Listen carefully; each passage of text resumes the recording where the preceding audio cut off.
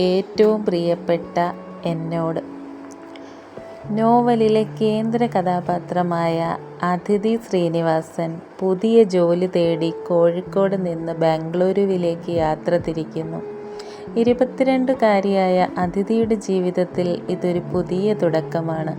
സ്വന്തം വീടും പരിചിതമായ ചുറ്റുപാടുകളും വിട്ട് വലിയ നഗരത്തിലേക്ക് എത്തുന്ന അവൾ സ്വാതന്ത്ര്യത്തിൻ്റെ പുതിയ ജീവിത സാധ്യതകളുടെയും ലോകത്തേക്ക് കടക്കുന്നു. ബംഗളൂരുവിലെ ജീവിതം അതിഥിക്ക് പുതിയ അനുഭവങ്ങൾ നൽകുന്നു. അവിടെ അവൾക്ക് വിവിധ സ്വഭാവമുള്ള ആളുകളെ പരിചയപ്പെടാൻ സാധിക്കുന്നു. റൂംമേറ്റായ സാക്ഷി, വിദ്യാർത്ഥിനിയായ ദേവിക, സുഹൃത്തായ ലയ, ഓഫീസിലെ ആദിത്യ എന്നിവരിലൂടെ സൗഹൃദത്തിൻ്റെയും മനുഷ്യബന്ധങ്ങളുടെയും വ്യത്യസ്ത മുഖങ്ങൾ അവൾ തിരിച്ചറിയുന്നു. പുതിയ നഗരത്തിലെ ജീവിതം സ്വാതന്ത്ര്യം നൽകുന്നതോടൊപ്പം ഏകാന്തതയും ആശയക്കുഴപ്പങ്ങളും സൃഷ്ടിക്കുന്നു. കുടുംബത്തിൽ നിന്നുള്ള അകലം, ജോലിസ്ഥലത്തെ അനുഭവങ്ങൾ, ബന്ധങ്ങളിലെ പ്രതീക്ഷകൾ എന്നിവ അതിഥിയുടെ മനസ്സിനെ സ്വാധീനിക്കുന്നു. ജീവിതത്തെക്കുറിച്ചും സ്വന്തം തീരുമാനങ്ങളെക്കുറിച്ചും അവൾ കൂടുതൽ ആഴത്തിൽ ചിന്തിക്കാൻ തുടങ്ങുന്നു. അതിഥിക്ക് ഏറ്റവും പ്രിയപ്പെട്ട ഒരു ഡയറി ഉണ്ടായിരുന്നു.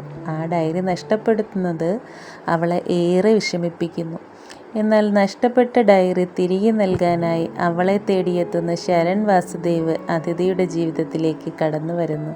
ഈ അപ്രതീക്ഷിത കൂടിക്കാഴ്ച പിന്നീട് ഒരു മനോഹരമായ സൗഹൃദത്തിൻ്റെ തുടക്കമാകുന്നു. ശരൺ അതിഥിയെ മനസ്സിലാക്കുകയും അവളുടെ സന്തോഷങ്ങളിലും വിഷമങ്ങളിലും കൂടെ നിൽക്കുകയും ചെയ്യുന്നു. ക്രമേണ അവരുടെ ബന്ധം കൂടുതൽ ആഴത്തിലാകുന്നു. പ്രണയത്തിൻ്റെ സന്തോഷവും പ്രതീക്ഷയും വിശ്വാസവും അതിഥിയുടെ ജീവിതത്തിൽ പുതിയ നിറങ്ങൾ പകരുന്നു. എന്നാൽ എല്ലാ ബന്ധങ്ങളും എല്ലായ്പ്പോഴും സന്തോഷകരമാകണമെന്നില്ല. സ്നേഹത്തിൽ പോലും ചിലപ്പോൾ നിരാശയും തെറ്റിദ്ധാരണയും വേദനയും ഉണ്ടാകാം. അതിഥിയുടെ ജീവിതത്തിലും ബന്ധങ്ങളിലെ സങ്കീർണതകളും മാനസിക മുറിവുകളും കടന്നു വരുന്നു.